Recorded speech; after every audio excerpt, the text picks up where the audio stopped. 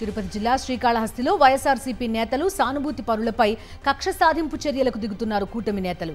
MLA Bojjala Sudheer Reddy municipal అధికారులను ఉసిగొల్పి కూల్చివేతలకు దిగడం దారుణమన్నారు తిరుపతి జిల్లా వైఎస్ఆర్సీపీ అధ్యక్షుడు భూమన కరుణాకర్ రెడ్డి. నేతలను బెదిరించడం కోసం ఆస్తులను కూల్చాలనుకోవడం సరైంది కాదన్నారు. చంద్రబాబు గారి ప్రభుత్వం ఈ రకంగా రాజకీయ దురుద్దేశాలు పెట్టుకొని ఇంత దుర్మార్గంగా వ్యవహరించటం అన్నది స్పష్టంగా తెలుస్తున్నది.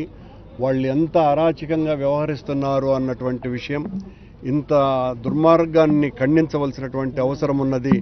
ఇది చుంచిరెడ్డి గారికో మరొకరికో సంబంధించిన వ్యక్తిగతమైనటువంటి విషయం కాదు. ఇది మొత్తం ప్రజాస్వామ్యానికే పెద్ద ఎత్తున తగులుతున్నటువంటి దెబ్బ. తమకు నచ్చినటువంటి వాళ్ళ మీద వాళ్ళ ఆస్తుల్ని కూలగొట్టేసి వాళ్లను రోడ్లలో పడేయాలా అన్నటువంటి ఒక దుర్మార్గమైనటువంటి ఆలోచనలతోనే ఈ రకంగా చేస్తున్నారు.